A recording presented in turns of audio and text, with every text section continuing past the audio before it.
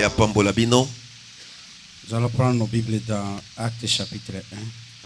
To Bible na biso na misala ya liboso. On commence au verset 6. To banda kotanga na iteni ya motoba. Alors les apôtres réunis lui demandaient, Seigneur, est-ce en ce temps que tu rétabliras le royaume d'Israël? Na isika ba tuma na ye batunaki ye nkolo ezali nde na ntango oyo kozongisa bokonzi nyonso ya Isalaele. Il leur répondit, ce n'est pas à vous de connaître le temps ou le moment que le Père a fixé de sa propre autorité. Ayanolaki bango ezali na bino te bokoyeba tango pe ngongo tata abongisi mpo na ntina na yango. Mais vous recevrez une puissance, Kasi bokolatisama na nguya. le Saint-Esprit survenant sur vous, Molimo mosantu akoya epai na bino. et vous serez mes témoins à Jérusalem, dans la Judée, dans la Samarie et jusqu'aux extrémités de la terre. Bokozala batatoli na ngai na Yuda na Samaria pe na suka nyonso ya mokili. Notre Père et notre Dieu, nous te remercions encore pour cette opportunité que tu nous donnes ce soir de venir t'entendre nous parler. Nous sommes réunis, Seigneur Jésus, nous sommes entièrement insuffisants.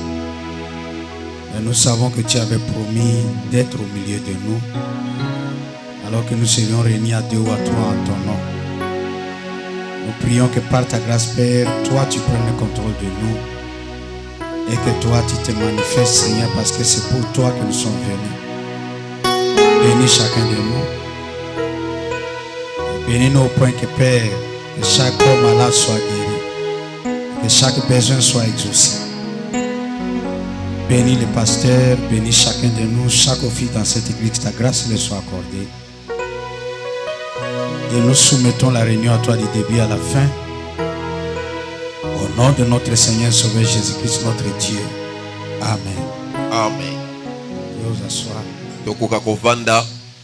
Nous sommes heureux de nous rencontrer encore ce soir.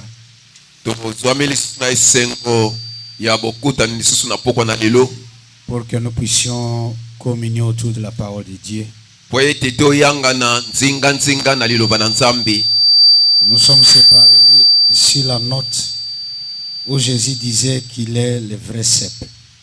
Tokabwanaki na liloba oyo Yesu alobaki ete azali mobimbi ya malamu to pe nzete malamu. Et que nous sommes les sarments.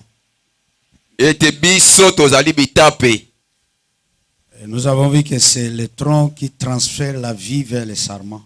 Pe tomonaki ete mobimbi ya nzete yango nde pesaka bomoi ekoma te na bitape na yango. Parce que les racines sont attachées non pas aux branches mais au tronc. Pambate misisa ekangami na bitape te kasi ekangami nde na mobimbi. Et ce sont les racines qui nourrissent tout l'arbre. Pe ezali nde na misisa o ezali koleisa nzete mobimba. Et si les branches portent du fruit, c'est grâce au tronc. Soki bitape ezali kobota mbuma pambate po ete ngolu ezali kouta na mobimbi. C'est pourquoi dans Jean chapitre 15, Jésus dit, je suis le vrai cep et mon père est le vigneron. Yango na Yohane ya liboso Yesu alobi ete nazali nzete malamu. Et tout sarment qui est en moi et qui ne porte pas de fruits, il les retranche. Pe bitape nyonso ezwami kati na ngai oyo kobota mbuma te ekolongwama. Mais tout sarment qui porte du fruit, il les monte afin qu'il porte encore plus de fruits. Bitape nyonso oyo kobota mbuma ekokangami kotikala libela pe na tina ete ebakisa lisusu kobota lisusu. Et déjà vous êtes purs à cause de la parole que je vous ai annoncée. Na yango bino bozwami peto na tina na liloboyo na sakweli bino. Demeurez en moi et je demeurerai en vous. Boumela epai na ngai, ngai pe na koumela epai na bino. Comme le sarment ne peut de lui-même porter du fruit, s'il ne demeure attaché au cep. Lokola bitape na yango moko ekoki kobota mbuma te soki ekokangama kaka na mobimbi te. Ainsi vous ne pouvez non plus rien si vous ne demeurez en moi. Na yango bino bokoki na eloko te kozanga ete boumela elongo na ngai. Notre gloire c'est de demeurer en lui. nkembo na biso ezali ete toumela epai na ye. Notre force de demeurer en lui. Bokasi na biso ezali ete toumela epai na ye. Tant que nous sommes en lui, nous sommes prospères. Tango tozwami epai na ye tozali bafuluki penza. Nous prospérons dans la vie spirituelle. Tokofuluka na bongo ya Kristo. Nous portons beaucoup de fruits. Pe tokomema mbuma ebele. Et le Père est glorifié au travers de ces fruits que nous portons. Pe tata akokembisama na nzela na mbuma oyo biso tomemi. C'est pourquoi nous avons dit que le sarment ne peut pas s'inquiéter. Yango tina tolobaki ete bitape ekoki komitungisa te. Il ne doit pas s'inquiéter. Ekoki komitungisa muke te. Parce que le tronc lui-même prend soin de lui en toutes choses. Pamba te po ete mobimbi ezali kozwa bokolongono ya bitape nyonso. Et Jésus nous a dit, lui, le tronc, Pe Yesu alobaki na biso ete ye azali mobimbi. que ne vous inquiétez de rien. Bomitungisa na eloko te. Qui de vous, par ses inquiétudes, peut ajouter quelque chose au centimètre de sa vie? Soki na mitungisi na bino moko akoki kobakisa etendi ate ya mikolo na ye. Par vos inquiétudes, vous ne pouvez rien. Mais en toutes choses, faites connaître vos besoins au Père qui est dans les cieux. Na mitungisi na bino bokosala eloko te. Kasi na nyonso boyebisaka bosenga na bino epai na tata. Je suis le cep, vous êtes le sarment. Ngai nazali nzete bino bozali bitape. Celui qui demeure en moi et en qui je demeure porte beaucoup de fruits. Ye oyo akoumela epai na ngai ye akomema mbuma ebele. Car sans moi, vous ne pouvez rien. Pamba te kozanga ngai bokoki na eloko te. Il savait que sans lui, nous ne pouvons rien. Ayebaki malamu ete kozanga ye biso tokoki na eloko te. Mais c'est par lui que nous pouvons toutes choses. Nde na nzela na ye tokoki na nyonso. C'est pourquoi, quand il vient nous sauver, Yango tina tango azali koya kobikisa biso. il pourvoit à tout ce dont nous avons besoin pendant les voyages de notre vie. Abongisaka na nyonso tokoki kozala nango bosenga na molai ya mobembo na biso. Et tout ce que nous allons rencontrer comme problème, Pe nyonso tokokutana na yango lokola makama. il a déjà pourvu à la réponse. Abongisa kala na kopesaka biyano. Est-ce que c'est vrai? Tout ce que nous allons rencontrer comme problème, Oyo nyonso tozali na yango lokola makambo. il a déjà pourvu à une réponse. Ye abongisa biyano kala. D'ailleurs, il ne peut même pas y avoir de problème sans réponse. Ekoki kozala na likambo te ete ezanga eyano na yango. Et avant qu'il y ait un problème, il doit d'abord y avoir une réponse. Yambo ete likambo nano eya esengeli eyano eya liboso. S'il n'y a pas de réponse, Soki eyano kozala te, le problème n'existera pas. likambo pe kosalema na yango te. Avant que tu n'aies soif d'eau, il doit y avoir d'abord de l'eau à boire. Yambo ete oyoka posa ya mai esengelaki liboso mai ezala. Imaginez que nous venons sur la terre, que nous ayons soif et qu'il n'y ait pas d'eau. Bososola ete tozwami na mokili tozali na posa ya mai bongo mai ezanga. Ça ne peut pas aller. Ekoki kotambola malamu te. L'eau existe d'abord Mai esenge ezala liboso et les besoins d'eau viennent. pe posa ya mai ekoya sima. Je ne sais pas si vous me comprenez. Nayebi te seki bozali kososola. Donc il doit y avoir d'abord la réponse Esengeli nano ezala nano na eyano liboso. avant que le problème n'arrive.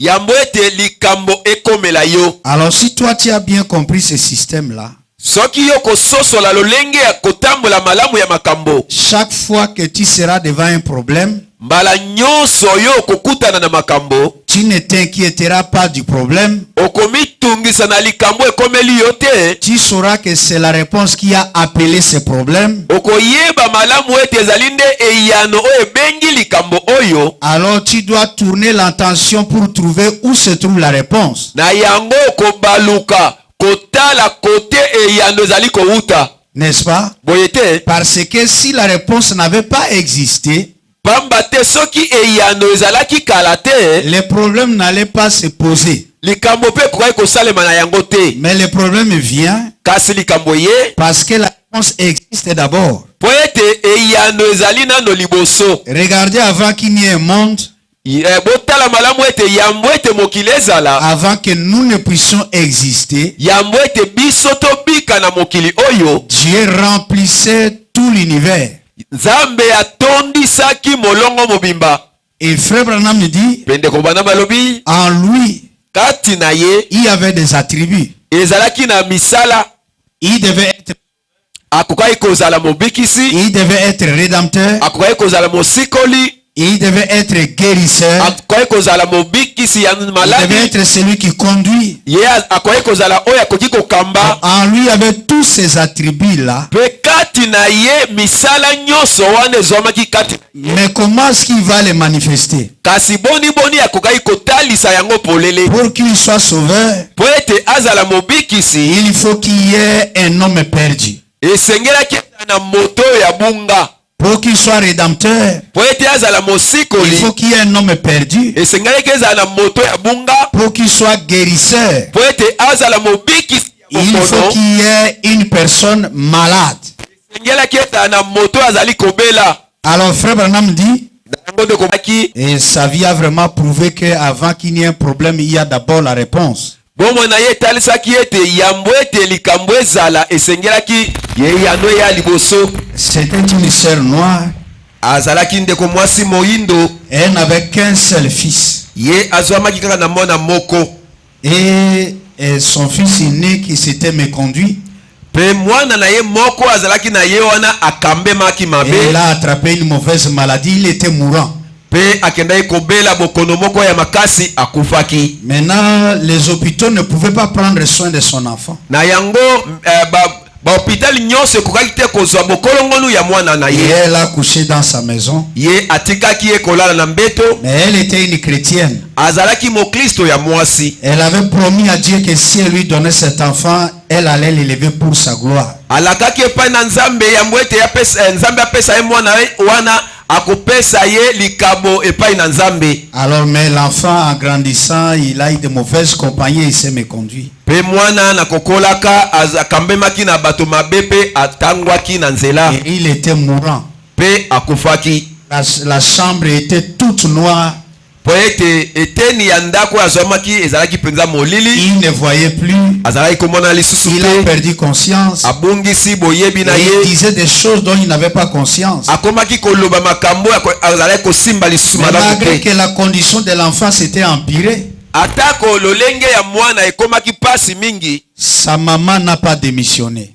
Mama na ye azongaki nsima te. Elle continuait tout simplement à prier. Azalaki kokoba tango nyonso na Elle a kobondela. prié Dieu. Abondeli. Et comme la situation s'empirait toujours, Lokola likambo yango ezalaki kozinda lisusu makasi. cette nuit-là, elle a décidé qu'elle ne va pas s'endormir. Pe butu wana okano ete akoki kolala Elle a lisusu pour prié ye. toute la nuit. Abondelaki butu Et mobimba. qu'est-ce qu'elle disait à Dieu dans la prière? Pe azalaki koloba na nzambe nini na libondeli na ye. Elle dit, Seigneur, Alobi nkolo tu m'as donné cet enfant. yo opesaki ngai mwana J'avais oyo. promis de l'élever pour ta gloire. Nalakaki yo ete nakokolisa ye mpo na nkembo na Mais il yo. s'est méconduit. Kasi ye akambami mabe. Mais je sais une chose. Kasi nayebi eloko moko. Tu m'as donné cet enfant. Opesa ngai mwana oyo. Comme aussi tu l'avais donné à la Sinamite. Lokola opesaki na mwasi mosunamite. La façon dont Dieu a donné un enfant à la Sinamite, Lolenge opesaki mwana epai na mwasi mosunamite. c'est de cette même manière que tu m'as donné cet enfant-là. Ezali pe kaka na lolenge moko opesaki ngai mwana oyo. Mais quand l'enfant de la Sinamite était tombé malade, Tango mwana yana ya sunamite akoyaki na ou kobela. qu'il était mort, Tango akufaki. il y avait Élie quelque part qui est venu et qui a prié pour l'enfant, il a été guéri. Pe ezalaki na Elia moko ayaki pe abondelaki mpo na mwana pe mwana bikaki. Maintenant, comme moi, je vois que je suis comme la Sinamite, Lokola ngai nazali komimona ete nazali lokola mwasi mosunamite il wana. doit y avoir Élie quelque part sur la terre. Esengeli kozala na Elia moko esika moko awa na mokili. Alors, Seigneur, où est Élie? Na yango nkolo Elia yango azali Où wapi? est Élie? Azwami wapi? Où est Élie? Elia azali Où est wapi? Élie? Elia azali wapi? Pendant ce temps-là, Na tango wana est-ce que vous connaissez notre Élie d'aujourd'hui? pe na yango boyebi Elia na biso na tango na lelo. Sœur, est-ce que vous connaissez notre Élie d'aujourd'hui? Bandeko basi boyebi Elia na tango na biso. C'est qui? Nani? William Marion Branham. William Marion Branham. Et cette sœur-là ne connaissait pas Branham. Ndeko mwasi wana atikalaki koyeba ndeko Branham te. Mais elle savait seulement que, Kasi ye ayebaki na ye kaka ete comme un enfant est malade, il m'a été donné comme à la Sinamite.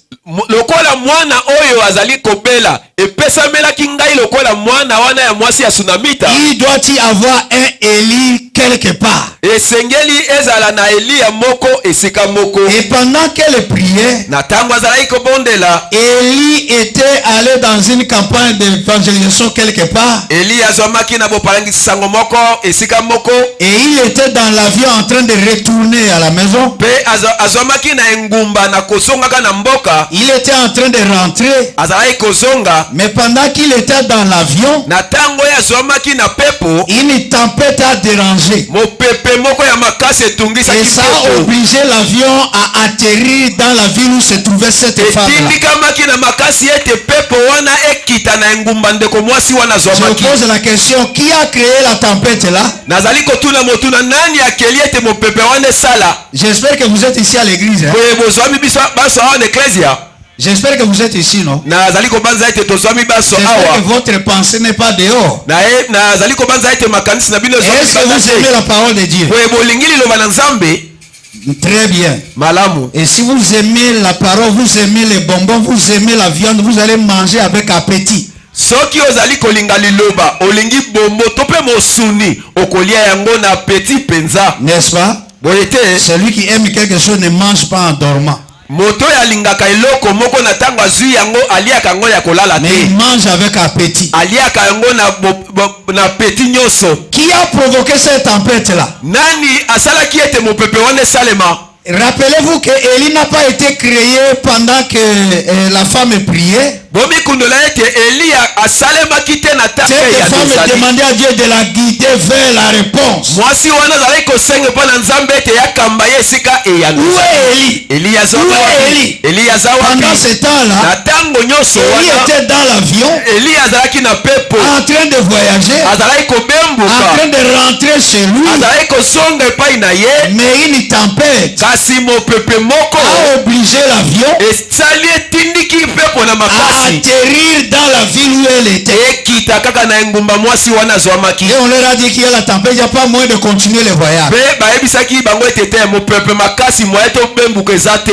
Ils ont passé nuit à l'hôtel ce jour-là. Balekisaki butu na hotel mokolo Et wana. le vol devait reprendre très tôt matin. Mpe mopepo esengelaki ebembuka tongo makasi. Et Élie dit, bon, avant que l'heure de vol n'arrive, je vais aller un peu poster quelques lettres en ville. Eliya mpe alobaki ete te na ntango ete pepo ebebanda kobembuka nabima moke kotikaka mwa mikanda na engumba. Pour lui, il devait aller poster des lettres. Mpo na ye ezalaki ete akenda kotinda mwa mikanda. Et il ne savait pas que c'était une prière qui était en train de le travailler à se déplacer. soka nde azalaki koyeba te ete ezali nde libondeli ya mwasi moko ezalaki kotindika ye ameka kolongwa na esika Mes zwamaki. frères, mes sœurs, Bandeko basi la mibali, prière est puissante. libondeli eza na nguya, La prière est dynamique. libondeli etondisami na bokasi. La prière est plus forte que les bombes atomiques.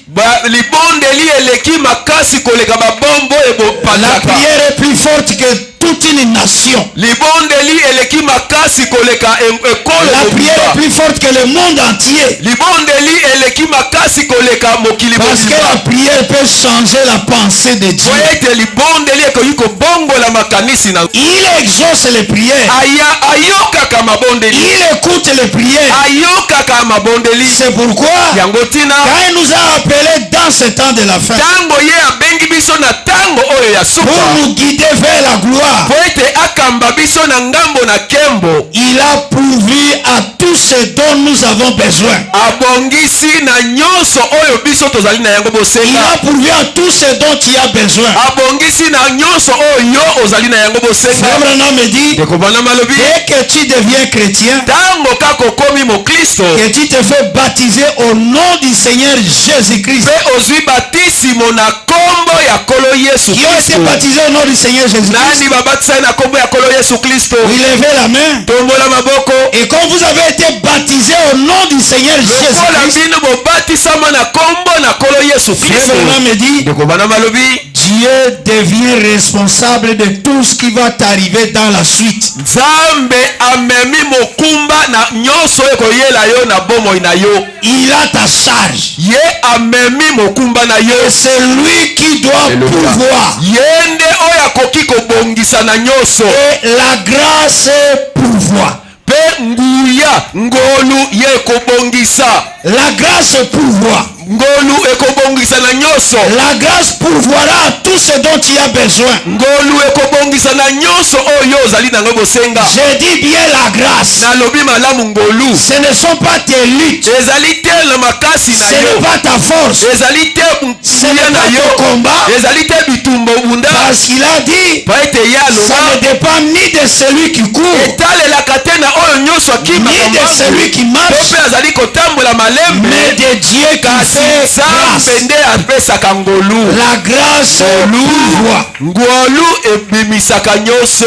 Il va pourvu à ta bonne santé. Ekobongisa na bokolongonu ya nzoto na yo. Il a pourvu à ta vie. Ebongisa na bomoi na yo. Il pourvoit au Saint-Esprit. Azali pe kobongisa mpo na molimo Parce que mosantu. ceux de l'Ancien Testament, Ete boye ya kondima ya kala. ils ont échoué en suivant la loi. Bango bakweyaki mpo ete balandaki mobeko. Mais dans la nouvelle alliance, Kasi na boyokani ya sika. il dit, Balobi. ce n'est plus toi qui vas faire l'effort, Ezali te ete yo nde okosala na makasi na yo. mais moi je Kasi pourvois. ngai na kobongisa. Par quoi? Par mon esprit. Na nini? Na nzela ya molimo na ngai. C'est mon esprit qui va te prendre en charge. Nde molimo na ngai kozwa mokumba na yo. Et ce n'est plus toi qui vivras, Ekozala te yo oyo azali kobika. mais c'est mon esprit au travers de Kasi toi. molimo na ngai na nzela na yo. L'esprit te prend en charge. Molimo ekozwa mikumba na yo C'est nyonso. pourquoi dans ma commission, Frère Branham dit, Na etinda ndeko bana malobi. paragraphe 27, il est notre parent rédempteur. Azali tata to pe ndeko mosikoli. N'est-ce pas vrai? Boye ezali bongo te. Dieu a été manifesté dans la chair pour prendre notre place. Nzambe amimonisaki na nzoto boye po ete azwa esika na biso. Pour prendre notre place. Azwa esika na biso. Quelle était notre place? Esika na biso ezwamaki Nous wapi? étions des pécheurs. Tozalaki basumuki. Et lui, il a été manifesté. Ye amitalisaki. Il devient péché. Amikomisi lisumu. Il prend notre place Pe azwi esika na biso. pour que toi et moi, en échange, nous puissions prendre sa place. Po ete ngai na yo na kobotamaka tozwa esika na ye. Pour être notre parent rédempteur. Po ete azala ndeko mosikoli na biso. Comme dans le livre de Ruth, Lokola na buku ya Luta. nous sommes devenus parents à Dieu. Tokomi basangoli elongo na Nzambe. Et Dieu est descendu. Pe Nzambe akitaki. Il a habité dans son Fils Jésus-Christ. Aye kovanda kati na mwana na ye Yesu Il Kristo. est devenu notre parent. Akomaki ndeko Il était mosikoli. notre parent rédempteur. Azalaki tata mosikoli na biso. Et un témoignage devait être rendu en public Esengelaki litatoli moko emonisa na polele. devant Israël aux portes. Ne liboso na Israele na ekuke. Comme Boaz avait ôté son soulier pour montrer qu'il avait absolument racheté Naomi. Lokola Boaz alongolaki sapato na ye pona kolakisa polele. Kolakisaka ete yende moto asikolaki Naomi. Et en rachetant Naomi, il avait acquis Ruth comme épouse. Na kosikolaka Naomi azwaki Luta lokola mwasi. Et Jésus, quand il a racheté Israël, Yesu tango asikolaki Israele. il a acquis l'épouse des nations. Ye azwi pe mwasi libala na mabota. Il a rendu un témoignage en public. Atatoli bango polele. Il a été élevé entre les cieux et la terre comme bannière. Ye andetolamaki likolo kotalisamaka lokola bendele. Amen. Juste en Alléluia. dehors des portes de Jérusalem. Kaka na ekoteli ya Yerusaleme. C'est là que le prix suprême a été payé. Kouta na wana nde talo oyo eleki likolo efutamaki. C'est là que nous avions été rachetés. Kouta na wana nde biso tosikolamaki. Et tout notre héritage était perdu. Na libula na biso nyonso ebungaki. Qu'est-ce qui était perdu? Ebungaki nini? Tout notre héritage était perdu. Libula na biso nyonso ebungaki. Qu'est-ce qui était perdu? Eloko nini ebungaki? Tout notre héritage. Libula na biso nyonso. Qu'est-ce que c'est que cet héritage? Libula yango ezalaki nini? Frère Branham me dit, Ndeko bana malobi. notre santé. bokolongolo na biso notre force, bokasi na biso notre salut, lobiko na biso notre force, bokasi na notre biso salut, lobiko na biso notre santé bokolongonu ya nzoto na s'était biso perdu ebungaki dans la chute. na kokweyisamaka Mais ça a été racheté au calvaire. kasi yango esikolamaki na kalavelo. Frère Branham me donne l'exemple de Ruth. ndeko mwana azali kopesa ndakisa ya luta. Elle était une Moabite, azalaki mwasi moko ya Moab, une païenne. mwasi mopakano, Elle ne connaissait pas Dieu. atikala koyeba nzambe te. Elle était une adoratrice d'idole. ye azalaki mogumbameli ya bikeko Dans le pays des païens, na mboka ya bapakano, dans le pays des Moabites. na mboka kuna ya Moab. Mais comme Elimelech et ses enfants étaient allés vers le Moabit, lokola Abimeleki mpe bana na ye bakizwamaki kuna na mboka wana ya Moabite, Elimelech Elimelek et ses deux enfants mpe bana na ye mibale se sont mariés à Ruth et à Orpa. bakei kobala luta mpe olopa. Mais ces deux enfants étaient morts. kasi na bana yango mibale wana bakufaki. Le mari de Naomi lui-même est mort, était mort. mobali ya Naomi ye moko akufaki. Ils sont tous morts. bango banso bakufaki. Et frère Branham me dit, pende kobana malobi c'est parce qu'ils avaient quitté la terre promise. po ete bango balongwaki mabele na elaka. Et si vous quittez le message de l'heure, vous aurez des ennuis. soki olongwe na sango ya tango okozwa mbeba. Aujourd'hui, lelo vous quittez le message de William Branham, olongwe sango ya William Branham, c'est l'enfer qui vous attend. ezali nde lifelo ezomi Parce que liboso na yo. l'enfer est créé sur la terre, po ete lifelo kelami na mabele, et le ciel aussi est sur la terre. lola mpe ezwami na mabele. Le ciel qui est sur la terre, c'est la parole de Dieu. lola oyo ezwami na mabele ezali nde liloba na Et nzambe, c'est le message que nous avons. ezali nde sango tozwami na yango. Henri est restée malheureuse. luta atikalaki mwasi ya pasi, Elle dit, la main de Dieu était contre moi. alobaki ete loboko na nzambe etelemelaki J'ai ngai, passé par des moments d'amertume. nakei kolekisa ntango ya bololo, Elle était toute triste. akomaki mawa. Mais un jour, kasi mokolo moko elle a appris qu'il y avait la moisson en Israël. ayokaki ete ezalaki na kobuka na mboka Isalaele, Elle a décidé qu'elle devait rentrer dans sa patrie. mpe azwaki mokano ete esengelaki azonga na mboka na Et c'est ye. une bonne chose quand un enfant de Dieu décide de rentrer dans sa patrie. ezali eloko malamu na ntango oyo mwana na nzambe azwi mokano ete azonga na ekolo na Elle ye. a embrassé Orpa. ayambaki olopa, Elle a embrassé Ruth, ayambi luta, ses belles sœurs. bakilo na ye ya basi, Et elle a dit, mpe alobi soyez bénis, bopambwama, rentrez vers le vôtre, bozonga epai na bino, remariez-vous, bobala na bino, parce que po ye te même si je devais avoir d'enfants aujourd'hui, ata soki nakoki kozwa mwana lelo, vous devriez attendre jusqu'à ce que ces enfants grandissent bozela bovanda bozela kino ete mwana oyo akoma na ndelo na bino, et que vous puissiez vous marier. po ete abala bino, Et vous aurez déjà quel âge?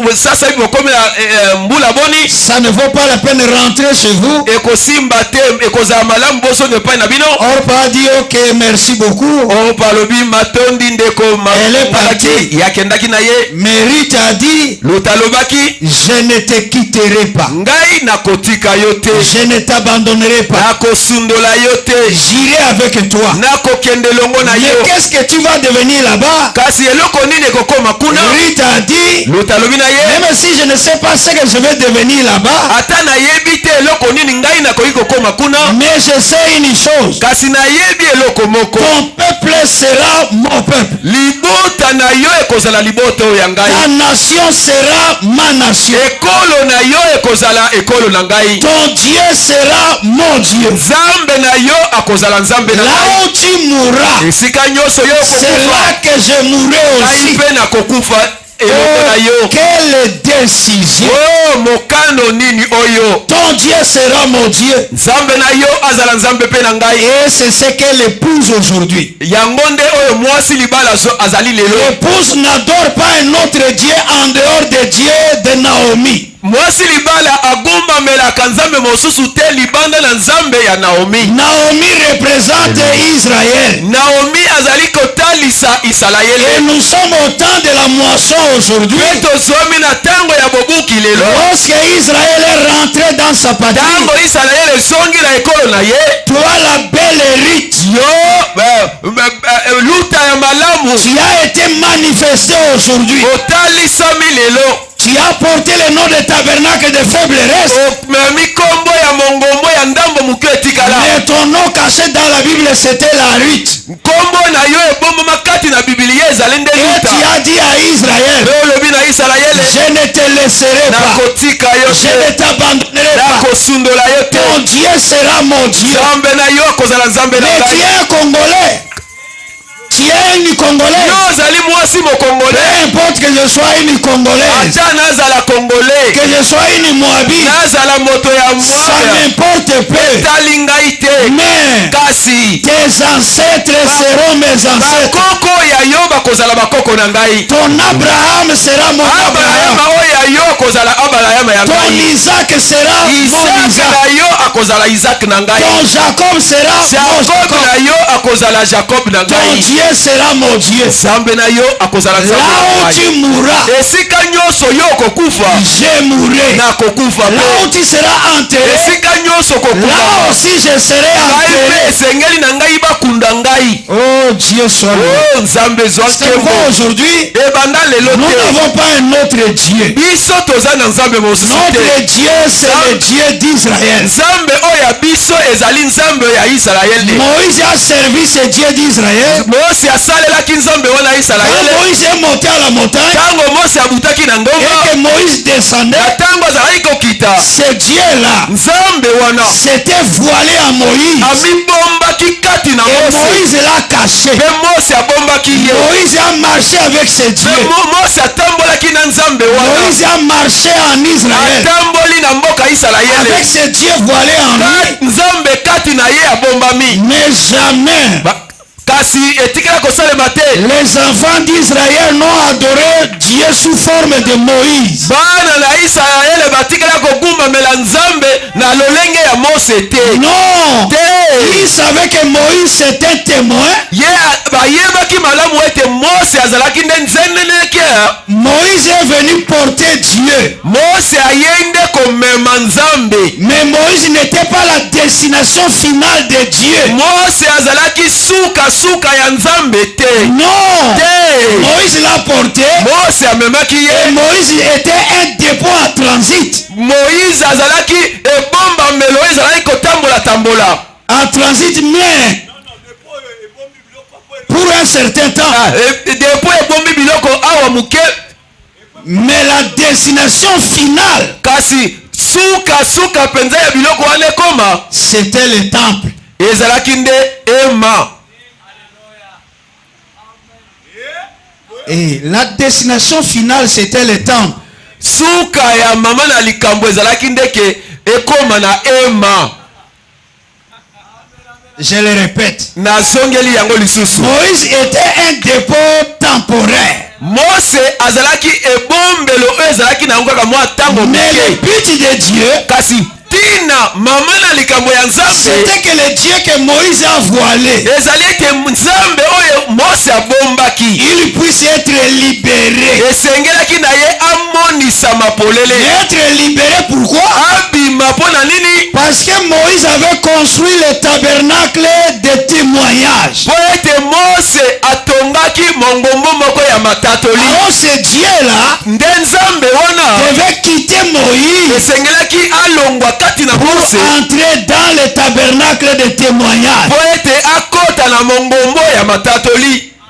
Oh Dieu soit loué. O nzambe komisama. Abraham me dit, Pe bwana malobi Moïse a construit ce tabernacle-là, Mose atongaki mongombo wana. mais moi je ne suis pas venu construire une maison, une dénomination. Ngai na ye kotonga te ndako moko ebongiseli te. Mais moi comme Moïse, je suis venu construire des individus. Kasi ngai lokola Mose na ye kotonga nde bato. Et quand il construit des individus, Tango atongi bato Qu'est-ce qui doit arriver à cet individu-là? ekokomela nini na bato wana ye C'est atoye que kotonga Dieu, ete nzambe le Dieu que Branham a voilé, nzambe oyo Branham abombaki kati na ye il doit venir se diviser dans des individus. esengeli aya amikabola katikati na bato Et vous devenez les maisons de Dieu. mpe bokoma bivandelo na nzambe Est-ce que c'est vrai? boye ezali solo Maintenant, sasa hivi Ruth prend cette décision luta azwaki mokano et wana rentre en Israël. esengelaki na ye azonga na isalaele Et Naomi continue le voyage. luta mpe naomi bakomaki na mobembo Et voyait que Ruth était très décidée. tala lokola luta azwaki mokano makasi Elle ne l'a plus chassé. ye abenganaki ye te Ils sont allés ensemble. bakendeki nyonso elongo Et lorsqu'il arrive là-bas, ntango bakomaki kuna Naomi lui dit, naomi alobi na ye comme nous venons d'arriver, lokola touti kokoma nanu je vais t'indiquer les champs où tu dois aller glaner. nakolakisa yo elanga oyo bazala kokende kolona Tu ne dois pas aller dans n'importe quel champ. okokende na bilanga nyonso ya songolo pakala te Mais nous avons un parent rédempteur. kasi biso tozali na ndeko mosikoli Notre parent rédempteur s'appelle Boaz. ndeko mosikoli na biso abiangami na nkombo ya boaz Alors si tu vas aller glaner dans d'autres champs, soki okokende kolona na bilanga ya bato mosusu il ne saura pas te racheter. ye akokoka te kosikola yo Mais il faut aller dans les champs de Boaz. esengeli okende kolona nde na elanga ya Et est-ce que vous boaz connaissez les champs de Boaz? oyebi elanga ya boaz lelo Oh, ce sont les promesses de l'heure. ezali nde bilaka ya C'est ntango la Bible que nous avons aujourd'hui. ezali nde bibilio tozwami na yango lelo Si tu veux la rédemption, soki olingi lisiko c'est la Bible que tu dois méditer. ezali nde bibilia oyo esengeli ekamba yo Ah, elle est allée glaner dans les champs de Boaz. akendaki kolona lona na elanga ya boaz Et quand elle est arrivée, ntango akomaki kuna elle a impressionné tout le monde. ye akambwisaki bato nyonso Depuis qu'elle est arrivée le matin, uta akomaki tongotongo mpenza elle ne s'est pas reposée. makasi alembaka Elle na ne ye s'asseyait te pas. bavandi Elle a ata travaillé, elle a travaillé, elle a travaillé, elle a travaillé. Et tout le monde parlait d'elle. mpe bato nyonso bazwamaki nzingazinga na bilanga Ils ont entendu parler de son témoignage. bayokaki koloba na ntina na litatoli na ye Quel était son témoignage? litatoli na ye ezalaki nini C'était sa foi. ezalaki nde kondima na ye Comment une païenne boni azalaki a kondima décidé d'adopter le Dieu d'Israël. boni mopakano azwa Ça, c'est kokano ya kondima extraordinaire. nzambe ya isalaele Et yango ensuite, ezali kokamwa mpenza depuis qu'elle est arrivée, mpe na nsima elle ne kokoma na fait que ye travailler. ye azalaki kaka kosala Travailler. mosala asali mosala Travailler. asali mpenza Travailler. asali Elle est vertueuse. ye mpenza azali na nguya to mpe makasi Et tout le monde parlait d'elle. mpe bato banso bazalaki koloba na ntina na ye Alors le chef des moissonneurs était dans les champs. na yango mobuki ya mbuma asomaki na elanga wana Les chefs des moissonneurs étaient là. mokonzi ya mobuki ya mbuma Les ouvriers étaient là. basali mpe bazomaki wana Il y avait un ouvrier qui s'appelait Philippe. ezalaki na mosali moko abengamaki na nkombo philipe Et il y a eu d'autres ouvriers. mpe bamisusu na lolenge wana Alors le chef de moissonneur a déjà remarqué Ruth. mpe na yango mokonzi ya kobuka atali lolenge luta bazali kosala À un moment donné, Boaz aussi vient dans les champs. kala mingi te boaz mpe aye na elanga Boaz vient dans les champs. boaz aye na elanga N'est-ce pas? boye te Boaz vient dans les champs. boaz aye na elanga La Bible dit que les champs, c'est le monde. biblia elobi ete elanga ezali nde mokili Alors Boaz vient dans les champs. boaz ayaki na elanga Et Boaz aussi remarque Ruth. mpe boaz ayebi kotala lolenge luta azalaki kosala Et Boaz ne parlait pas à n'importe qui. mpe boaz azalaki koloba bilobela na bato nyonso te Boaz parlait seulement avec le chef de moissonneur. boaz ye abandaki koloba kaka na mokonzi ya babuki mbuma D'accord? tondimisami Est-ce que vous arrivez? boye bozali kokoma Alors maintenant, le chef de moissonneur répercutait le message aux ouvriers. mpe mokonzi ya babuki ye akozwa sango oyo boaz akoyebisa ye akei koyebisa na basali Et si c'est un vrai ouvrier, soki ekozala mosali mpenza ya il malamu va répéter ce que le chef de moissonneur a dit. akozongela kaka oyo mokonzi ya babuki alobi. Ah, vous arrivez maintenant. Donc on va dire que Alors, quand il a remarqué Rite, tango moni luta il demande au chef de moisson, akaye kotuna mokonzi ya babuki, mais qui est cette jeune fille-là? kasi nani yango lolenge ya mwasi boye? Et il a dit, Alobi cette jeune fille-là s'appelle Tabernacle de Faible Reste. elenge mwasi wana abiangami na kombo ndambo ya mongombo Mais etikala. elle est vertueuse. Boye azali na makasi Et il dit mpiko. oui. Alobi iyo. Et il lui dit, Peye alobi na ye dites aux ouvriers yebisa basali na yo de lui donner beaucoup à manger, de laisser tomber bapesa ye biloko ya kolia, de laisser batikela ye tomber beaucoup de grains, de donner beaucoup. bapesa ye ebele, bapesa ye ebele, révélations, des révélations, bimonisi pour qu'elle n'ait plus envie d'aller ailleurs. po ete azala lisusu na posa ya kokende kote mosusu. Maintenant lui dit, Kasi ye aye koloba, allez, commence à lui donner. ale banda Et kopesa il ye. commence à donner. Frère Branham a dit, Frère Branham a dit, Frère Branham a dit, Frère Branham a dit. Et la Ruth est impressionnée.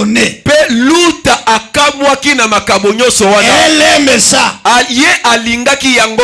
Et Boaz dit Pe Boaz alobaki que personne ne l'inquiète. moto moko atungisa ye te. Oh, je pensais que vous alliez dire amen. Oh, na banzaki bokoye koloba amen. Ça, c'est Boaz qui le dit. Yango nde Boaz moto azalaki koloba. Que personne ne l'inquiète. Moto atungisa ye te. Que personne ne la dérange. Moto akotisa mobulu te. Donc aujourd'hui, là, Ete lelo oyo l'enfer sait que l'ordre a été donné de ne pas te déranger. lifele pesa eyebi malamu ete moto te akoki kotungisa yo.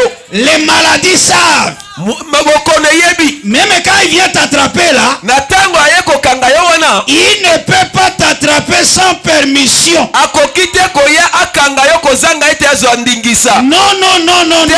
Te Parce que l'ordre a été donné. ete mitindo epesamaki. Vous voulez une écriture? Boye bolingi makomi, Vous voulez une écriture? bolingi makomi, N'est-ce pas?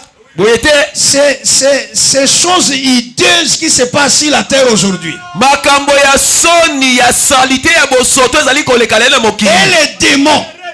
Et les sauterelles. Ete babambaki Et tout ça là. nyonso wana. Vous connaissez l'ordre qui leur a été donné? Boyebi motindo nini epesameli bango. Faites du mal seulement à ceux qui ont la marque de la bête. Bosala mabe na baebanso bazali ndene lengo ya nyama. Mais Kasi à ceux qui ont l'huile et le vin, na baoyo bazali na mafuta pe vinyo. ne touchez pas à mes rois. Komeka komama Ne touchez pas à eux. komeka komama bango te. L'ordre leur a été donné Mitindo epesamelaki ye de ne pas vous inquiéter. ete bomitungisa te. Vous voulez une deuxième écriture? Bolingi likomi ya mibale Avant que Satan ne vienne toucher à Job yambo ete satana ya kosimba nzoto ya et de Yobo faire tout ce qu'il a fait à pe Job, asala nyonso ya asalelaki na nzoto ya Yobo, c'est Dieu qui lui a autorisé de le faire. ezali nde nzambe oyo apesaki ye nzela ete asala yango. Bon, pasteur, si c'est Dieu qui autorise, mokengeli soki nzambe oyo azali kopesa nzela qui est tout puissant, oyo aleki nguya S'il nyonso autorise, soki apesi nzela ça veut dire quoi? elingi oloba nini? Il a le contrôle de la situation. ye azali na bosenzeli ya nyonso oyo Et ezali il koleka. a aussi la solution à ce qui arrive Pe là. azali na eyano na nyonso ezali kokoma Et wana. d'ailleurs, qu'est-ce qu'il a dit à Satan? yango alobaki na satana nini? Fais-lui tout ce que tu veux, sala nyonso okoki kosala na ye, mais kasi ne touche pas à sa vie. komama te na bomoi na ye. Et aujourd'hui, nzokande lelo tel que tu es là, lokolo zwami wana il n'y a aucun accident. ezali na accident moko Il n'y te, a aucun démon. ezali na demo na Il n'y a moko te, aucun bandit. ezali na bandi moko Il n'y a te, aucun kuluna ezali na kulu na moko te qui peut te faire du mal. oyo akoki kosala yo mabe. Tout ce qui peut t'arriver, oyo nyonso ekoki kokomela yo, Dieu doit autoriser. nzambe esengeli apesa Et il nzela. ne va autoriser que ce que tu peux supporter. akopesa nzela kaka na oyo yo okokoka. N'est-ce pas? Il a le contrôle. yango ntina azali na bosenzeli. Il a dit à Ruth, ayebisaki luta, il a dit au chef de moissonneur, ayebakisa mokonzi ya que babuki personne ne l'inquiète. moto moko atungisa ye te. Amen. Amen. Et aujourd'hui, Pe lelo même cette maladie-là, ata bokono wana et pour lesquels ils ont des vaccins fallacieux, oyo ekomisi Covid-19. oyo ekomisi oyo babengi na Covid-19. Le Covid-19 a fait peur.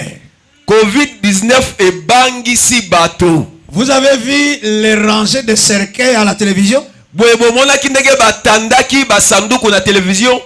Vous avez vu ça? Bomonaki yango? Mais malgré tout ça, Ata nyonso wana. vous voilà. Bino wana bozwami. Vous voilà. Bozwami bovandi wana. Parce qu'il a été dit, Po ete elobamaka. ceux qui ont les signes, Oyo bazali na bilembo. ceux qui ont les signes Oyo bazali na bilembo. sur le front, Na mbunzu na bango. ne touchez pas à eux. Komama bango te. Et c'est vrai. Boye ezali solo. Et vous savez ce qui se passe? Oyebi eloko nini La elekaki. Covid peut bousculer. Covid ekoki Il kotindika. peut faire tout. Ekoki kosala nyonso. Et quand il arrive ici, Tango ekomi kaka awa. il y voit les signes. Emoni elembo. Et lorsque tu vois un chef, Pe tango yo komona mokonzi. vous avez l'ordre de ne pas passer comme si vous n'avez rien vu. Non, il faut mettre Ozali en na garde. mitindo okoki koleka te sans pourtant opesa ye losako. Ah, il faut te mettre en garde. Esengeli opesa ye losako. Hein, c'est vrai. Boye ezali solo. Même si un militaire était en train de tourmenter, de déranger, de prendre, Ata mokoto moko mopinga azali kotungisa yo. les chefs passent. Mokonzi akoleka. Il doit d'abord tout arrêter. Pe Ouais. soda wana akotika nyonso azali kosala po ete apesa mokonzi Et losako. voilà ce que le Covid-19 a fait. Yango nde oyo Covid-19 esalaki. Voilà ce que les contagions ont fait. Tala ndenge yo contagion esali. La Bible dit, Biblia elobi ces contagions, 10 000 tomberont à ta gauche.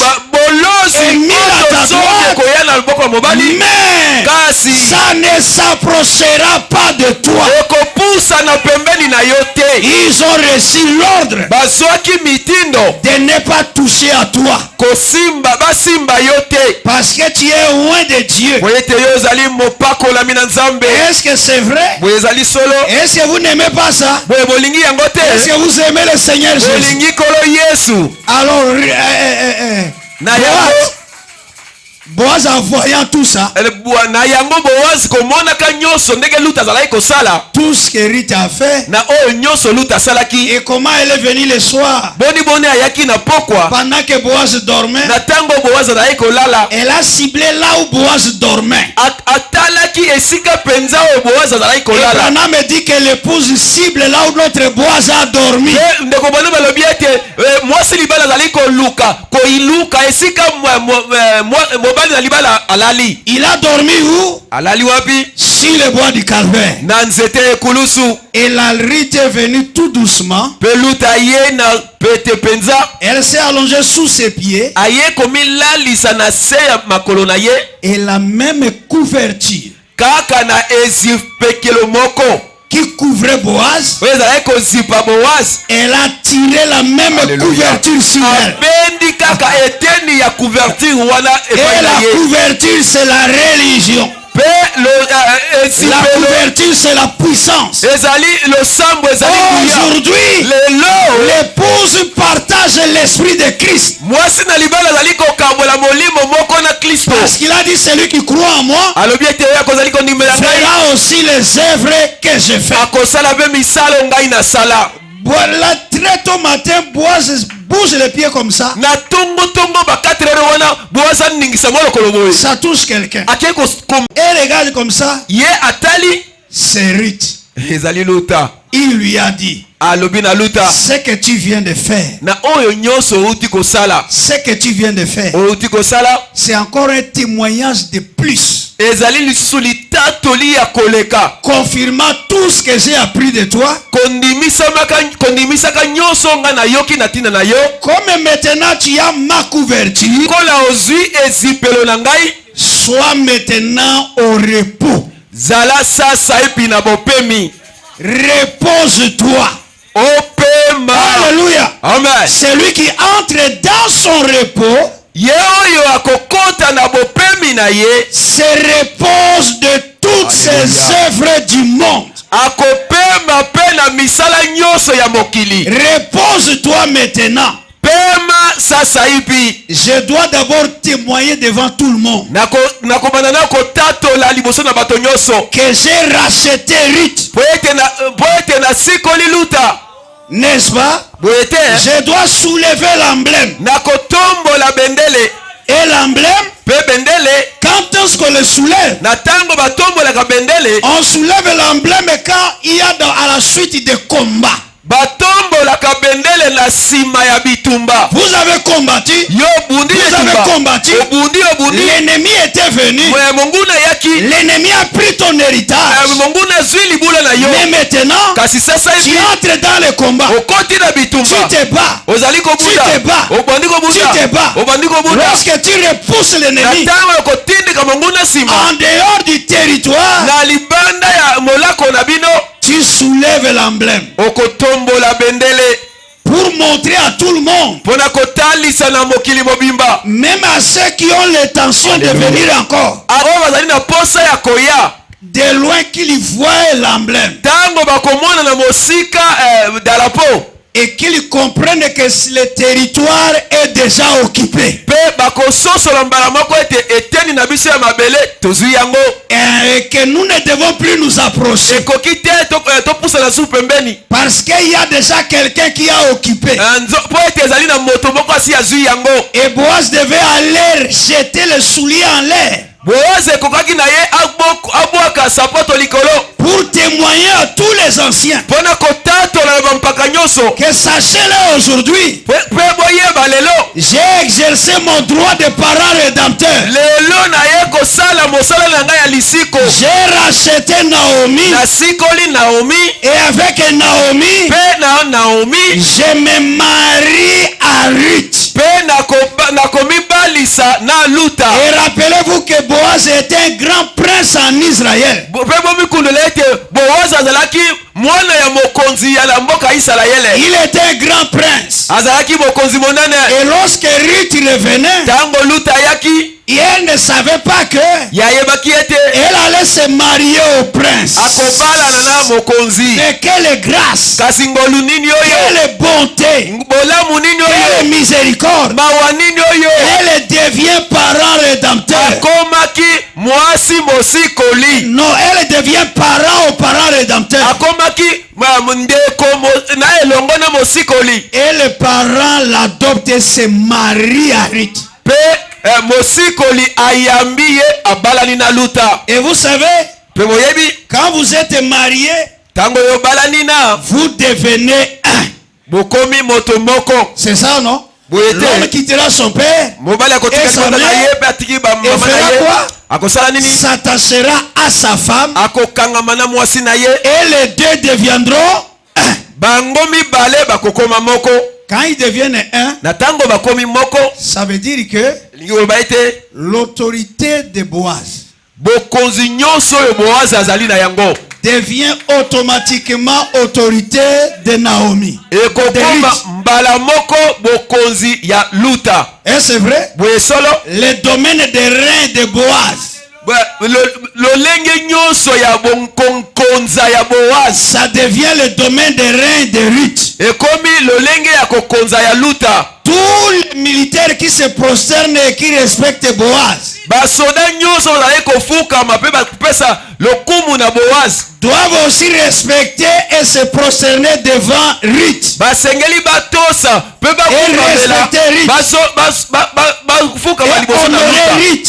mpe bakumisa luta Ils doivent l'honorer. esengeli bamemia ye Est-ce que c'est vrai? boye ezali solo C'est pourquoi l'autorité de Dieu, yango ntina bokonzi oyo nzambe ça aza na devient yango notre autorité. ekoma bokonzi na biso Et tous les démons qui sont au pied de Jésus, mpe bademo na nyonso bazomi na se ya makolo ya yesu ils tombent sous nos pieds. bazali kokwea na se ya makolo na C'est biso pourquoi yango ntina vous avez l'autorité sur les maladies. bozali na Vous bokonzi avez likolo ya l'autorité maladi sur les démons. bozali na bokonzi likolo ya milimo mabe Vous avez l'autorité sur les nations. bozali na bokonzi likolo ya mabota C'est l'héritage que Dieu vous donne. ezali libula oyo nzambe apesi yo Et frère Branham me dit, mpe ndeko mwana malobi par cela, na nzela na yango ta santé, bokolongondu ya nzoto na qui yo était ton héritage, oyo ezalaki libula na yo ça te revient. ezongi epai na yo Est-ce qu'on dit Amen? boye bolobi amen Votre force, bokasi na yo ça vous revient. ezongi epai na yo Et votre force doit être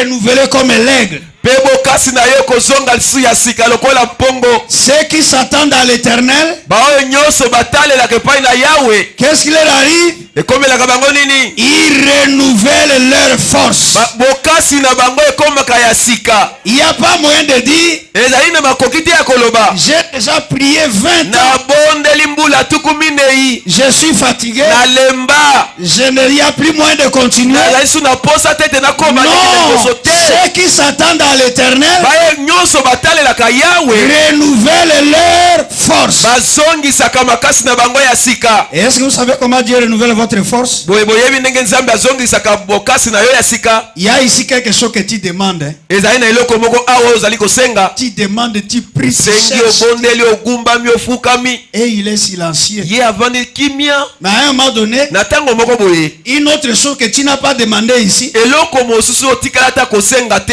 tu ouvres seulement la bouche comme ça, il le fait. Ofungolaka likambo monoko boye ye asali Tu yango. dis, ah, mais Dieu a fait ça. Oh, lokambo olobi oh Nzambe asali oyo. Et c'est quoi? Yango Il nini? est en train de renouveler ta force Azali nde kozongisa bokasi na yo. pour que tu continues à croire. Po ete okoba tango nyonso na kondima Parce ye. qu'il sait que Po ete ye ayebi le ete temps et le moment où tu dois recevoir ce que tu demandes est encore là devant. tango mpe ngonga oyo osengi wana ezali nano liboso. Dieu ne vient ni en avance, Nzambe ayaka liboso Ni ya likambo aleta. te to mpe na nsima ya likambo il te. vient toujours en son temps. Ye ayaka na tango ye asepeli. Et est-ce que vous croyez cela? Boye boye esepeli na yango. Alors en attendant ce temps-là, il renouvelle ta force. Yango ntina na kozelaka tango wana kozongisa bokasi na yo ya Il sika. a rendu ce témoignage public. Atatolaki likambo yango polele. Il a élevé l'emblème Atombolaki bendele. comme il avait fait pour les enfants d'Israël dans le désert. Lokola asalaki na bana Israele na lisobe. Ils avaient péché. Basumukaki. Ils ont murmuré contre Moïse Bayimayimaki kotelemela Mose. et leur péché avait amené des serpents Pe lisumu na bango ememelaki bango nyoka. qui étaient en train de les mordre. Oyo ezalaki kosuwa bango. Et ils étaient en train de mourir en cascade. Pe bazalaki kokufa pamba pamba. Mais lorsqu'ils ont pleuré à Moïse, Kasi tango baleleli Mose. Moïse Alléluia. est allé crier à Dieu. Mose akei koganga epai na Nzambe. Enlève les serpents. Longola Enlève les nyoka. serpents. Longola nyoka. Dieu a dit, Nzambe alobi je n'enlève pas les serpents, nakoki te kolongola nyoka. mais fais un serpent d'airain. Kasi yo salela ngai nyoka moko ya motako. Et lève-les sur un poteau. Tombola yango na nzete moko. N'importe qui sera mordu, Oyo nyonso nyoka ekosuwa ye. peu importe où il est, Azwama na esika nini. peu importe ce qu'il fait, Asala nini asengeli kosala. il doit seulement se débrouiller et arriver. Ye akosala na bokasi nyonso pe akoma. Et regarder au serpent d'airain. Pe kotalaka nyoka na Et motako. fixer le serpent d'airain. Pe kotala penza miso na ye kotia na Et nyoka ya lorsqu'il motako. fixe ce serpent Tango d'airain, akotia miso na ye na nyoka ya motako. ça va évacuer le venin du serpent. Yango ekolongola ngenge nyonso ya nyoka. Et il va être guéri. Pe ya kobikisama. Et ils ont été guéris. Bango babikisamaka. Et plus tard, lorsque Jésus vient, Pe sima na tango Yesu ayaki. Jésus a dit comme Moïse a élevé le serpent Yesu d'airain, alobaki pe lokola Mose atombolaki nyoka ya motako. il faut que le Fils de l'homme soit élevé. Esengeli pe mwana moto anetolama. Afin que quiconque le voit et croit en Na lui, tina ete oyo nyonso akomona ye pe andimi ye. qui ne périsse point, Abeba te to pe akufa te. mais qu'il ait la vie éternelle. Kasi azwa bomoi na seko. Frère Branham dit la foi est une ferme assurance. Ndeko banome alobi ete kondima ezali etingia penza ya kotia motema. Paragraphe 32. Nzela ya kotanga tuku misato na mibale. Après cette époque-là, Sima na tango wana Jésus est venu. Yesu ayaki. Il était l'étendard de Dieu. Ye azalaki motalisi ya Nzambe. Il a été élevé. Ye atombwamaki. Il est monté en haut. Abutaki likolo. Il a fait des dons aux hommes. Apesi makambo epai na Et bato. les hommes ont reçu le baptême du Saint-Esprit Pe bato bayambi libatisa ya molimo mosantu. qui fait d'eux de Dieu. Oyo ekomisaki bango banzambe. Ils ont reçu le baptême du Saint-Esprit qui fait d'eux de Dieu. Bayambaki libatisa ya molimo mosantu ekomisaki bango banzambe. Or, cela n'est pas très bien reçu, mais c'est conforme à la parole. Nzoka nde yango eyambemaki malamu te kasi ekoki be na sango. Yo. Vous savez que Branham a dit la vérité. Hein? Boyebi ete bwana malobi awa solo. Il a dit, Alobi. Jésus a été élevé comme un étendard. Yesu atombwamaki lokola bendele. Il a été élevé Atombwamaki et il a donné le don du Saint-Esprit aux hommes. pe apesaki likabo ya molimo mosantu epai na bato. Et ce Saint-Esprit-là Pe molimo mosantu wana fait de ceux qui l'ont reçu de Dieu. ekomisaki bayebanso bayambaki yango banzambe. Et Branham me dit Pe Branham alobi que quand il dit ça, tango azali koloba bongo les gens ne reçoivent pas ça très bien. bato bazali koyamba yango penza malamu te.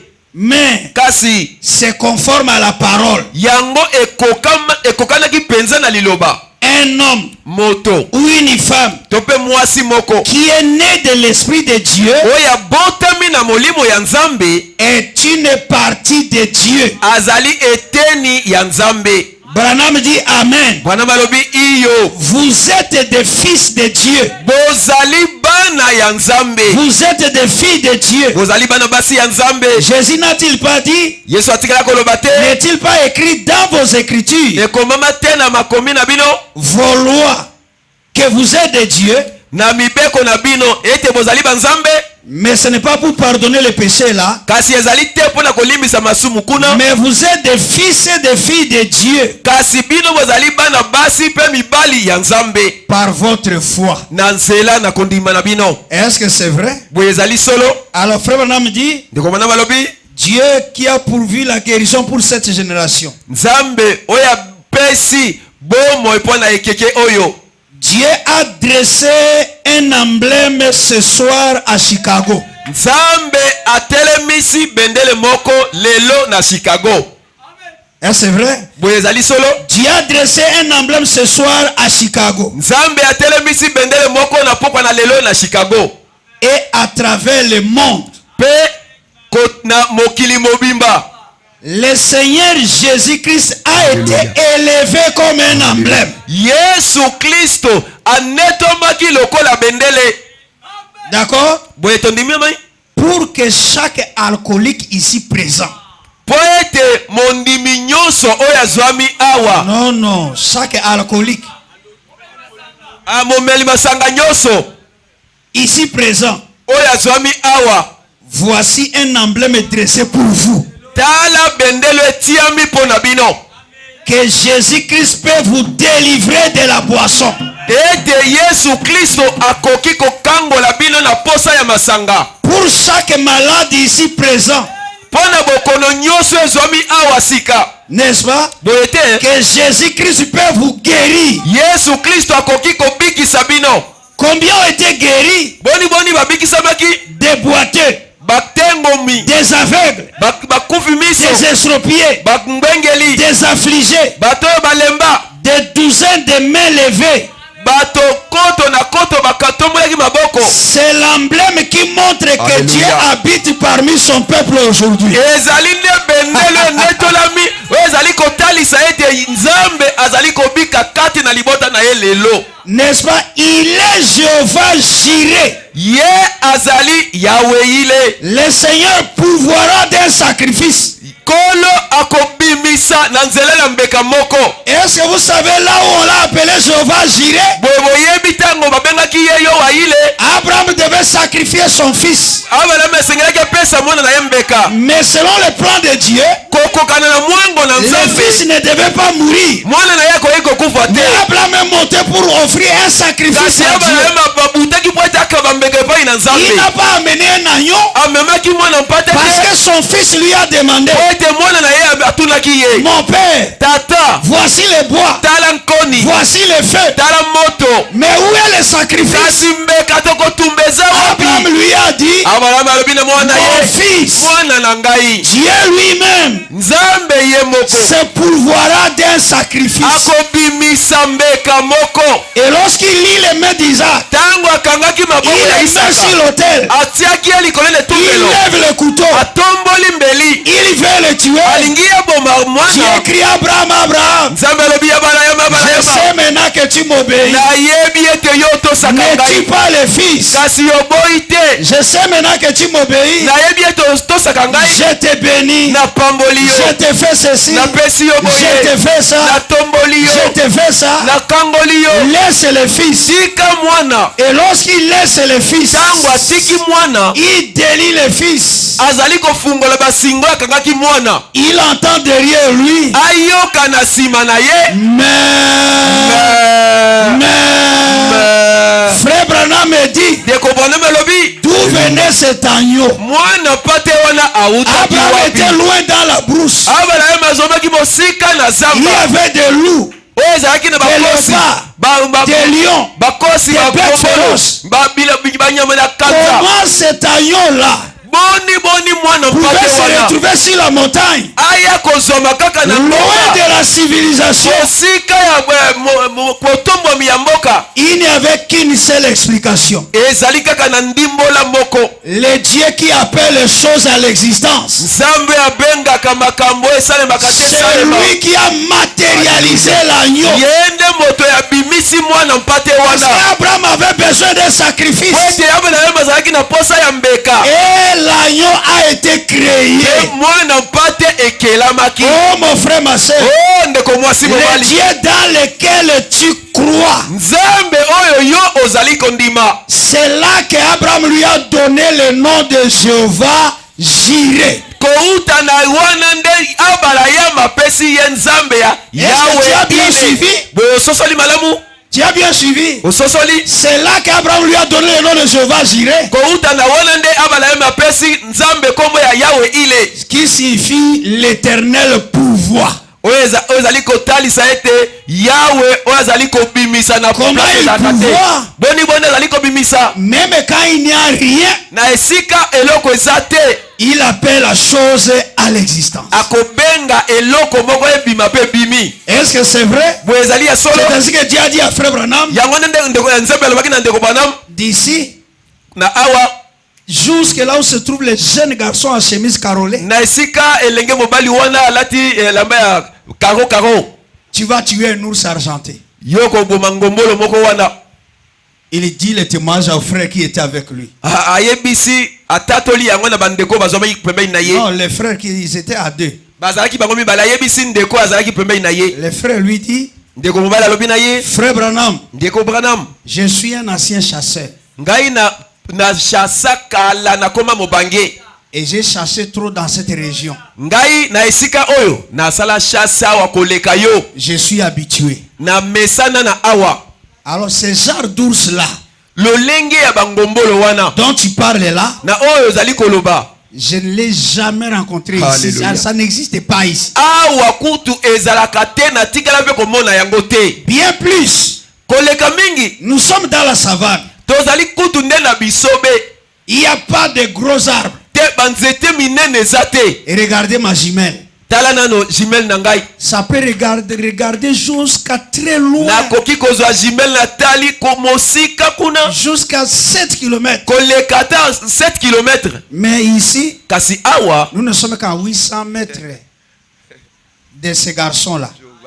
tozali kaka na taka ya bametre tobe tuku mwambe ya mobali wana J'ai regardé na meki kotala partout, na esika nyonso comme ça. na baluki C'est la savane.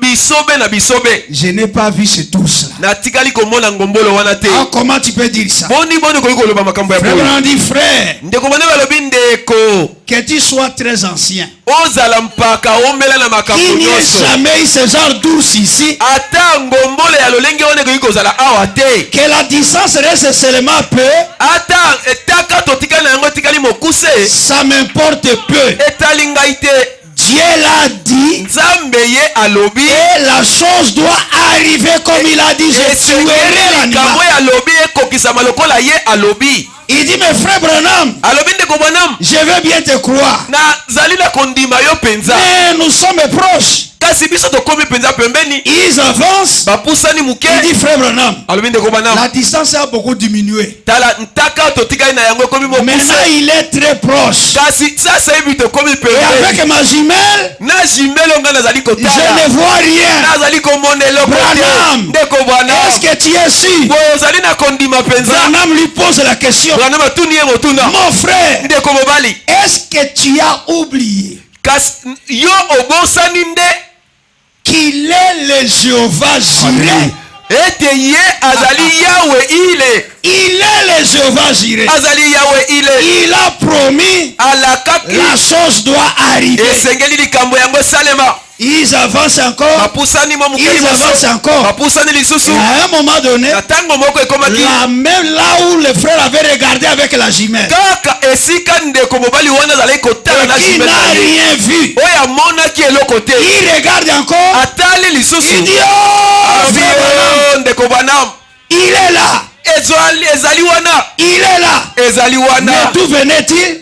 eutaki wapi Jéhovah Jireh. yawe ile Et c'est vrai, boye ezali solo il est le Jéhovah Jireh. azali yawe ile Il est votre Dieu. azali nzambe oyo ya yo Il a levé l'emblème. ye atombolaki bendele Il a levé l'emblème à Chicago ce soir. atombolaki bendele na chicago na pokwa na lelo Que tes maladies sont guéries. ete bokono nyonso ezali na yango ebikisama Et c'est vrai, boye ezali solo il a levé l'emblème à Chicago. atombolaki bendele na chicago Que Dieu et l'homme sont redevenus un. ete moto na nzambe bakoma moko Quel est l'emblème qu'il a levé à Chicago? bendele nini atombolaki na chicago Le ministère de William Branham. alleluya lotomo ezalaki na kati ya William Branham Quand tu marches, ntango azalaki kotambola que tu es fatigué toi, atango yo ozali kotambola mpe olembi regarde frère Branham tala kaka ndeko Branham et sois encouragé. zala mpe na mpiko Sache-le que yeba ete ce que Dieu a fait avec lui, oyo nyonso nzambe asala na mbuta il mutu peut oyo aussi le faire avec azali toi. na makoki ya kosala yango mpe mpo na yo Est-ce que Dieu l'a guéri? boye nzambe abikisaki Est-ce ye que Dieu l'a béni? nzambe apambolaki Est-ce ye que Dieu l'a fortifié? nzambe apesaki ye mpiko Il veut aussi le faire avec toi. alingi asala yango mpe na yo Aujourd'hui, lelo nous avons l'emblème biso tozali na bendele que Dieu guérit les malades. ete nzambe apambola Nous makoki avons l'emblème tozali na bendele que Dieu sauve. ete nzambe Nous abikisa avons l'emblème tozali na que bendele l'homme peut avoir le Saint-Esprit. ata moto akoki kozala na molimo mosantu Nous avons l'emblème tozali na bendele que l'homme peut être saint. moto akoki kokoma mosantu Qu'il peut marcher sur la terre sans péché. akoki kotambola na mokili kozanga lisumu Nous avons l'emblème tozali na bendele que l'homme peut être comme Jésus. moto akoki kokoma lokola yesu Il peut ressembler à Jésus. akoki kokokana lokola Nous yesu avons l'emblème tozali na que bendele chaque maladie ete bokono moko na peut moko être guérie. ekoki kobikisama Et un jour, mokolo moko il y a une sœur ezalaki na ndeko mwasi qui moko était malade. oyo azomaki kobela Elle était étendue ntango alalaki dans le désespoir. na kozanga Elle elikia était mourante. azalaki ya kokufa Mais elle mpenza avait cette photo. azwi kaka foto oyo Elle avait ça sur le mur. azalaki na foto oyo na etutu ya ndako na ye Elle a regardé. abongoli atali Elle na a foto dit, mpe alobi Oh, "Oh, si frère Branham était ici, soki mbuta mutu oyo Branham il pouvait azalaki faire awa quelque chose pour moi. akokaki kosala eloko moko mpo na ngai Mais ce n'est pas lui. kasi eza ye te Il représente ce Dieu-là. ye nde azali kotalisa nzambe Et ce oyo Dieu peut faire quelque chose pour moi. boye nzambe akoki kosala eloko moko mpo na ngai Frère Branham me dit, ekobana malobi elle a regardé atalaki la colonne de fer a quitté la photo. likonzi na moto oyo elongwe na foto Elle est venue sur la sœur. eye likolo ya ndeko mwasi Elle wana a été instantanément guérie. ye abikisamaki mbala moko Et la colonne de fer est retournée sur la mpe photo. likonzi na moto ezongi esika foto C'est ezalaki quoi ça? ezalaki nini wana Nous avons l'emblème. biso toza na Ne bendele vous découragez pas. tolemba te Nous bandeko avons l'emblème. tozali na bendele Chaque problème est résolu. ete likambo moko na moko ya Chaque yalo maladie est guérie. ete bokono moko na moko Et kobikisama chaque péché est pardonné. ete lisumu moko na moko elimbisami Et que chaque démon Alléluia. ete milimo mabe nyonso doit lâcher ses salmes de toi. esengeli elongo ya maboko ya mbindo na nzoto na yo. Tu es la propriété de Dieu. Yo ozali eloko penza oyo ya Nzambe. Tu es son domaine. Yo ozali oyo ya Ça lui ye. appartient. Ozali nde ya ye. Tu es à lui. Est-ce que vous croyez ça? Ozali ya ye. Ozali kondima Est-ce yango. que vous recevez ça? Ozali koyamba yango. Jésus-Christ était pauvre Yesu azalaki mobola. pour que toi tu sois béni. Alléluia. Po ete yo opambwama. Il a été blessé azokaki. pour que toi tu sois guéri. Po ete yo obikisama. Et il a été élevé ici au temps de la fin. Na tango ya suka Pour que tu adetolami vois que c'est awa. même Jésus vit encore. Atako Yesu azali kobika nano. Alors reçois les bénédictions au nom de Jésus-Christ. Na yango boyamba mapamboli na kombo na Yesu Kristo. Et toi qui es malade, Yo oyo ozali kobela. ne sors pas d'ici Kobima awa avec te. la maladie. Na bokono nyonso Toi ozali qui na as un yango. problème, Yo oyo ozali na ne likambo. sors pas d'ici Kobima awa avec te. ton problème. Na likambo ozali na yango. Laisse tout ici. Tika nyonso Et awa. soyez délivrés. Bebikisa Au makambo na nom du Seigneur na Jésus-Christ. kolo Yesu Kristo. Amen. Amen. Amen. Amen. Amen. Amen. Soyez bénis. Pambwama na Nzambe. Dieu vous bénit. Nzambe apambola bino.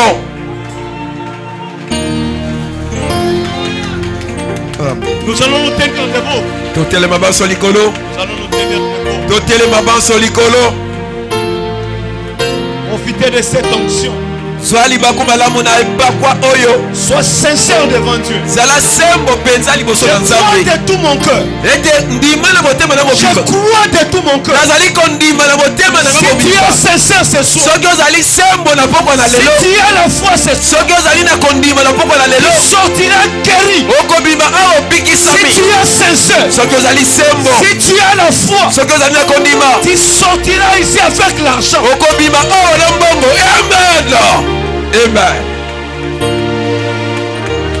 Si tu es sincère, Soki ozali sembo. tu as dit à Branham, Nzambe alobaki na si Branham. tu es sincère, Soki ozali sembo si na tu es motema. sincère, Soki ozali sembo na tu motema. amènes les gens à te croire. Omema bato bandima yo. Rien, Eloko te. rien, Eloko te. rien ne peut résister à ta prière. Eloko te koki kotelemela na mabondeli na yo. Ce soir, Na pokola lelo. si tu es sincère, Soki okozala na sembo na motema na tous yo. soyons concentrés. Nyonso tozala kobongama. Tous soyons concentrés. Tobongama biso banso. Si tu es sincère ce Soki soir, okozala sembo na même si motema. tu es lié, Ata ozali na eloko te. même si tu es lié, Ata ozali na même si tu es lié, okangama. même si tu es lié, Ata yo okangama. l'ange du Seigneur Mwanze na qui Yawe. avait quitté la photo Oyo alongwaki na foto. va te libérer ce soir. Akoki kokangola ye na pokola lelo. L'ange du Seigneur Mwanze na nkolo. qui a créé les écureuils, Oyo akelaki bisembe. je ne sais pas. Nayebi te. Si tu as même des problèmes des enfants, Ata soki ozali na makambo ya kobota. l'ange du Seigneur Mwanze na nkolo. va créer même les enfants de Akoki ton sein. kokela bana na libumu na yo. Il a créé les écureuils. Akelaki bisembe. On vient de témoigner ici Bato outi kotatola awa. comment cet ange Boni mwanze il a wana. créé l'ours. Oyo akelaki ngongolo. Il n'a jamais changé. Abongwana te. Il n'a jamais changé. Atikala kobongwana Il n'a te. jamais changé. Abongwana te. Rien n'est impossible à Dieu. Eloko te koki kotelemela Rien Nzambe. n'est impossible à Dieu. Eloko te koki kotelemela Tu as Nzambe. besoin de quoi ce Oza na soir? posa ya nini? Il est le Jéhovah Jireh. Azali Yawe ile. Il est le Jéhovah Jireh. Azali Yawe ile. Il est tellement réel. Azali penza ya solo. Il est tellement réel. Azali penza ya Tu solo. as besoin de quoi? Ozali na posa ya nini? Si tu es sincère, Soki okozala sembo. si tu es sincère, Soki ozali sembo. tu amènes les gens à te croire. Omema bato bandima yo. Rien ne peut résister à ta prière. Eloko mokoki kotelemela na mabondeli na Tu yo peux te. créer même l'argent dans ta poche. Okoki kokela ata mbongo na Tu libenga na yo. peux créer l'argent dans ta poche. Nzambe akoki kokela mbongo na libenga na yo. Rien n'est impossible à Dieu. Eloko